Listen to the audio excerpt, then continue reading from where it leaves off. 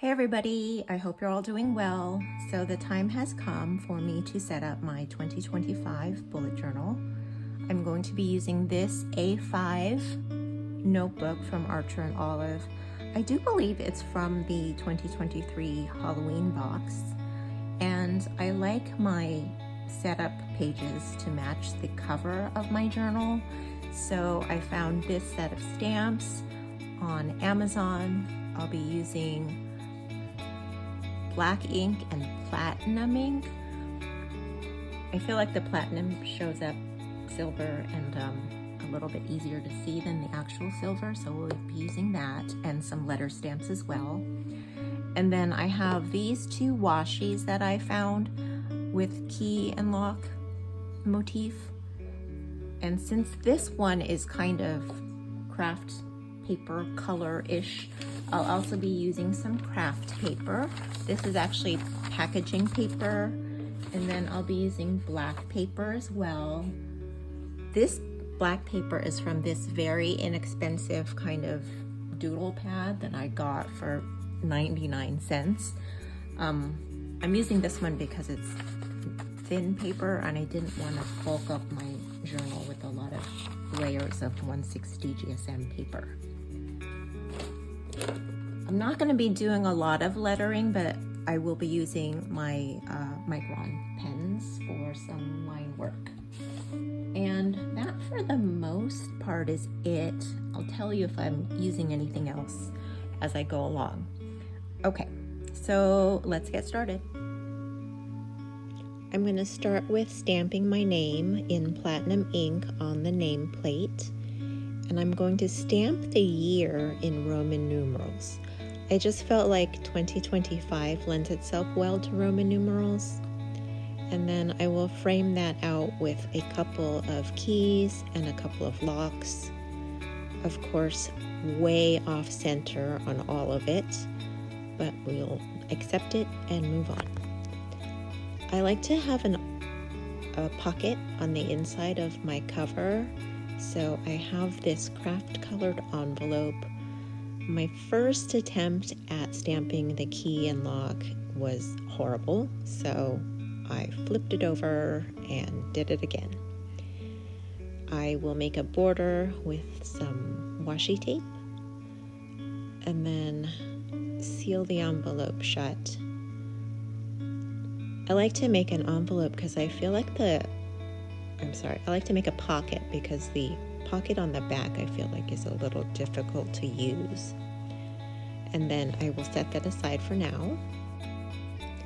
I'm using my corner rounder on a piece of 160 GSM craft paper with dots because I am going to write my key on this piece of paper, so I wanted the dots. So I'm going to glue it to a piece of black paper and kind of do a torn edge frame. And then that will go on this kind of funny inside page on the left. I know a lot of people don't like to use that page, but it doesn't bother me. And I like to get a whole year in one notebook. Everybody say hi to Fig. He came to sit with me. So I don't want to waste the page. I'm going to put my letters in platinum ink. And of course I have to stamp a key under the key. And then I'm going to stamp some locks in platinum ink and in black ink in kind of a random pattern. I did it at an angle, that way I don't have to worry about them being straight or centered. I'm going to kind of make a wallpaper-ish background.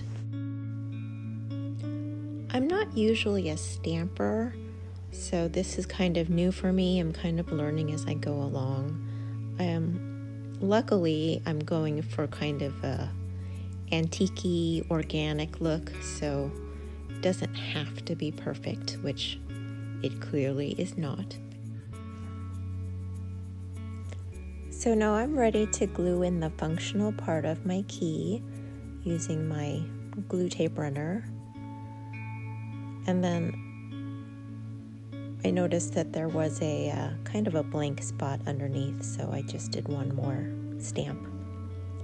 On the right-hand page, that's going to be my year at a glance. So I printed out these mini calendars. They're from Jashi Corinne's free resource library, which is super handy. She has many different options for mini calendars, black background, white black background, different fonts, Sunday start, Monday start. So that's a nice resource. I printed them on sticker paper, that way I can just peel and stick them in place. And then I have enough space on top to make the header. So I'm going to fill in that space with a little bit more washi.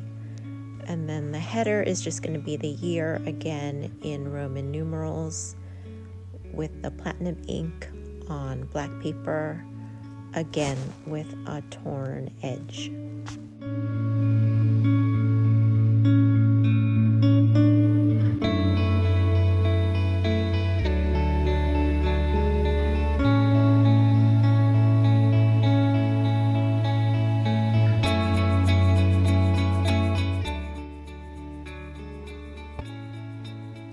Now that I'm done stamping on that funny left-hand page, I'm ready to attach my pocket to the inside cover.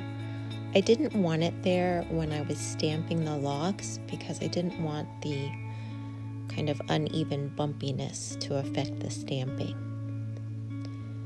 Now I'm working on the future log. Again, I like to have all 12 months in one notebook, so my future log is going to include the entire year. So I'm going to use a Dutch door spread. Each page will have 3 months. I'm dividing them with this black line. I'm cutting out the top section of the middle page to create my Dutch door. That way my header will be visible from all parts of the future log. I'm putting some washi tape along the top header section. Fig came to make sure I was doing a good job and thoroughly got in my way, so I had to take a little break. But when I came back, I trimmed off the excess washi tape from the top.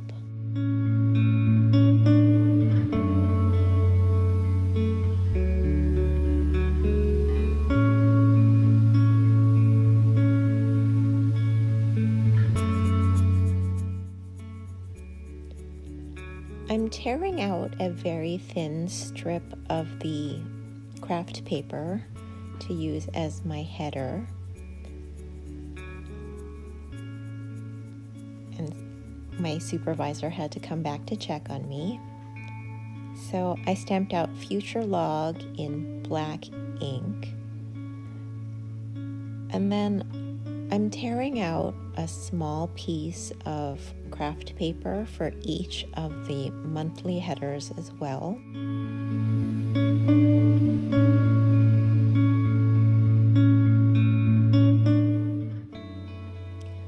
Once all the pieces are torn out, I come back in with my glue tape and glue each of these pieces in the upper left section of each month.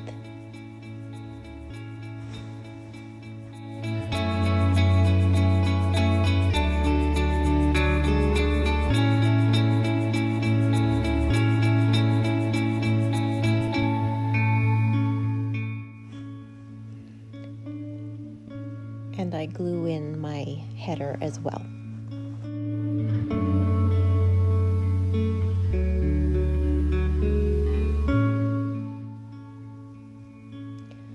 Now I'm stamping either a key or a lock overlapping the header section for each month, and then I will stamp in the first 3 letters of each month. I do start my future log in January, even though the January is not necessarily required, but in my brain, the year starts with January, so the future log starts with January. And I will use it for 2026 January. I'm using my silver gel pen to divide each section in half. The left-hand section I use for birthdays and anniversaries and things that happen year after year. The right-hand section is where I put appointments and reminders for 2025, except for January, which will be for 2026. So once I'm done stamping all of the headers, I will go back to January and stamp in 2026. And that finishes off the future log. The next spread I'm working on is what I call unfinished business. I think a lot of people might call this the master to-do list. So it's basically where I put things that don't necessarily have a deadline that I would like to get done. On the right-hand side, I am going to use that for my no forget section. So no forget is Hawaiian pidgin, basically for don't forget, try to remember. And then also for my planner plans. So unfinished business might be something like household projects that I want to get done. Things that go in no forget is maybe like what kind of printer ink I'm supposed to buy, because I can't ever remember that. And then planner plans is basically if I have an idea that I want to add to my planner or something that isn't working that I want to change, I will put it there, and then I can reference that for if I'm making a new monthly spread or a new planner setup. So that's what that section is for. The unfinished business header I thought needed a little frame, so I put that on black.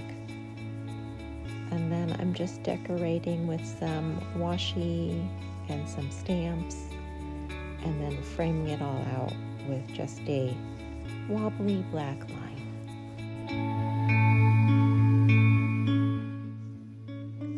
So the next spread I'm working on is the cover page for my health trackers.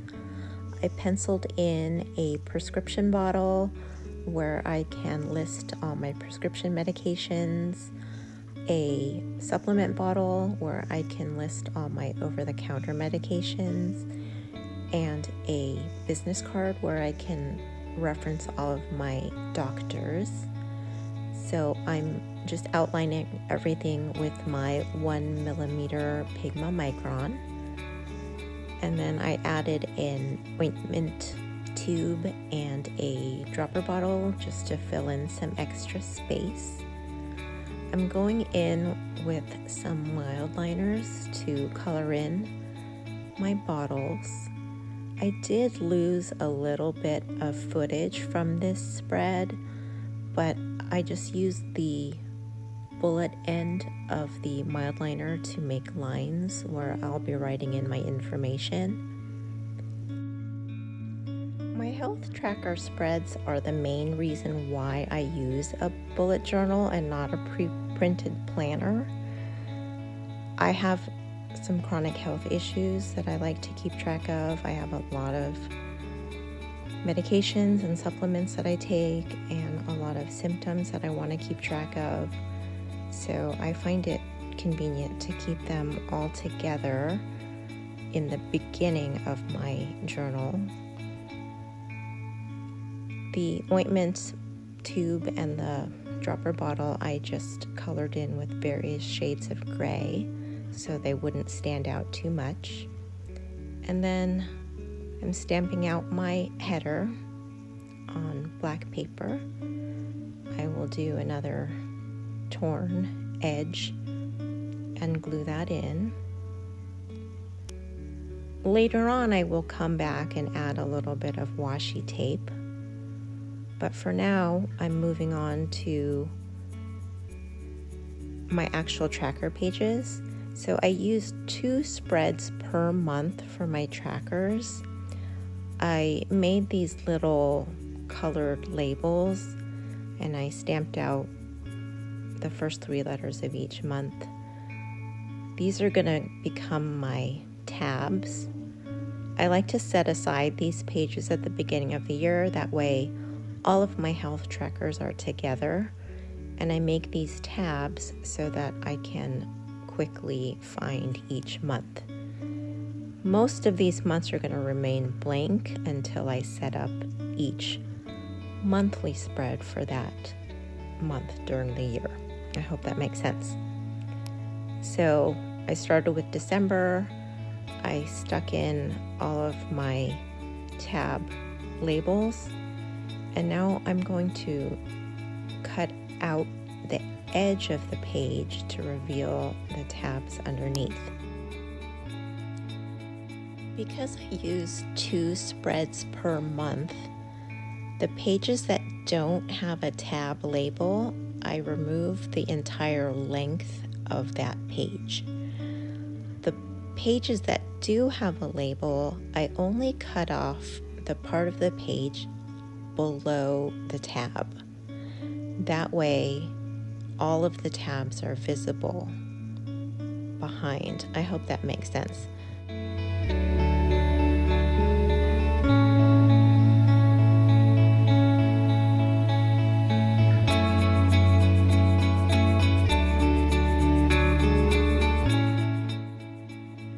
So I continue doing this for all of my tabs, and now you can see, I can see all of my tabs from my cover page. So now I have to go in with my corner rounder and round off all of the sharp corners.